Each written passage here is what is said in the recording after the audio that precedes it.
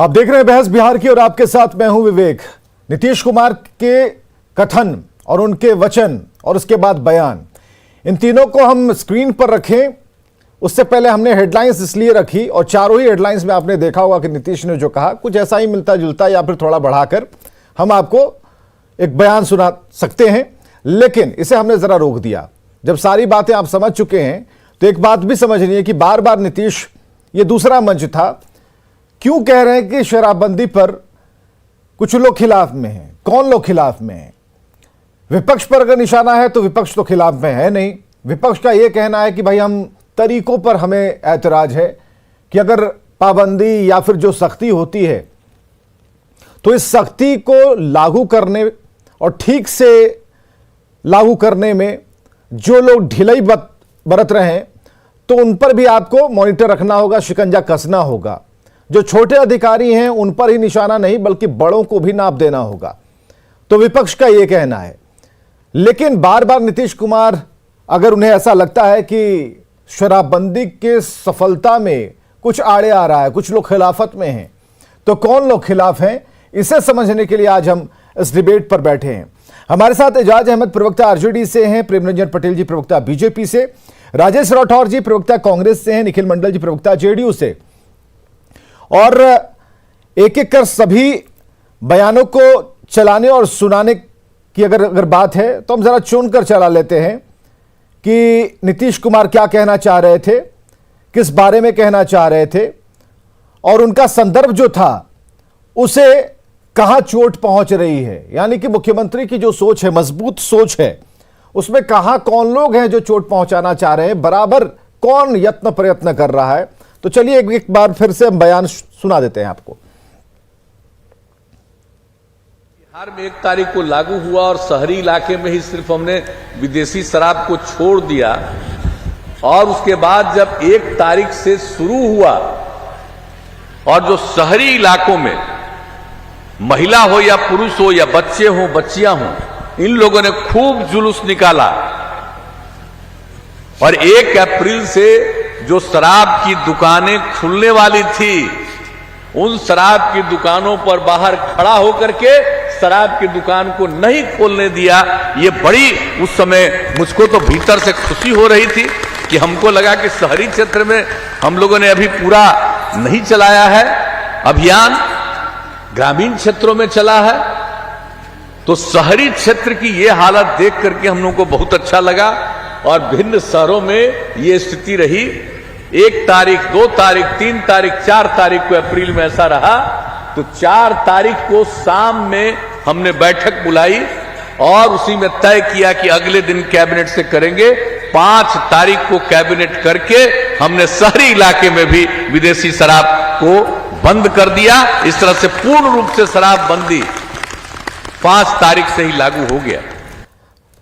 चलिए, नीतीश कुमार ने तब की घटना का जिक्र किया जब शराबबंदी उन्होंने लागू की थी और किस तरीके से, किस मकसद से, कितनी मजबूती के साथ, धैर्य रखते हुए, टटोलते हुए, लोगों से पूछते हुए, अपने अधिकारियों के साथ मीटिंग करते हुए इस फैसले पर आए चाहे जो कुछ भी कर ले, बिहार में शराब नहीं बिकेगी, बिहार में शराब पर पूरी तरह से पाबंदी होगी, शराबबंदी होगी, लोगों का समर्थन मिलेगा। क्योंकि हर घर का जो मुखिया है वो चाहता है कि उसके बच्चे बर्बाद ना हो।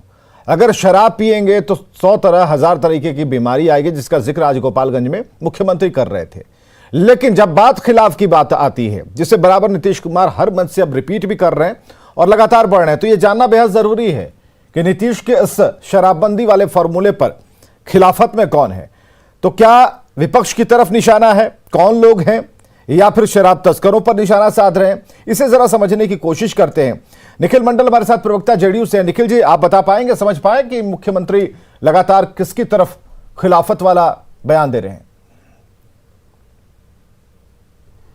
नहीं, शुरुआती दौर से जब से शराबबंदी हुआ है बिहार में तब से लेके आज तक, और ये कोई पहली दफ़ा नहीं है कि मुख्यमंत्री जी ने सार्वजनिक मंच से इस तरह का बयान दिया है। उन्होंने कई दफ़े इस तरह के बातों को दोहराया है कि गड़बड़ करने वाले लोग हैं और हमारे समाज के बीच से ही हैं। तो इसमें सभी तरह के लोग हैं। कुछ ऐसे लोग हैं जो शराब माफिया हैं, कुछ ऐसे लोग हैं जो पीना चाहते हैं, कुछ ऐसे लोग हैं जो शॉर्ट टर्म मनी कमाना चाहते हैं, कुछ ऐसे लोग हैं जो कि बड़े पदाधिकारी भी हैं, कुछ ऐसे हैं जो कि अधिकारी भी हैं। और समय समय पे ऐसे चीज़ों को हमने स्पष्ट भी किया है, कई बार पदाधिकारी हों या अधिकारी हों या पुलिस महकमे के भी कुछ लोग हों या कुछ पॉलिटिकल पर्सनालिटी भी हों, अलग अलग समय पे अलग अलग इन लोगों पे कार्रवाई भी हुई और इन लोग पकड़े भी गए। तो कुल मिला के यही है कि सभी, कोई एक पर्टिकुलर कुछ ऐसा नहीं है कि पर्टिकुलर चिन्हित लोग हैं, सभी जो हमारे समाज, क्योंकि देखिए नोटोरियस और फेमस दो तरह के लोग होते हैं, कुछ गलत करना चाहते हैं, कुछ अच्छा करके नाम कमाना चाहते हैं। तो गलत करने वाले भी लोग हमारे ही समाज में हैं और अच्छे करने वाले भी हमारे ही समाज में हैं।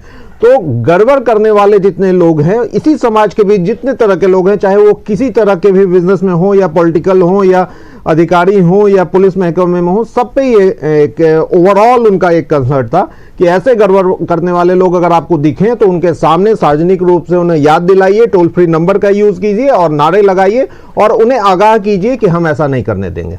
शक कहां जा रहा है निखिल मंडल जी? अगर शक अगर विपक्ष की तरफ है तो विपक्ष भी आपके अगल बगल आसपास ही है, सवाल हम उन्हीं की तरफ डाल देंगे अगर कोई शक है तो ये बताइए। नहीं देखिए, नहीं कोई एक पर्टिकुलर शक मैं कोई विपक्ष के तौर पे नहीं कर रहा हूं, मैंने तो कहा।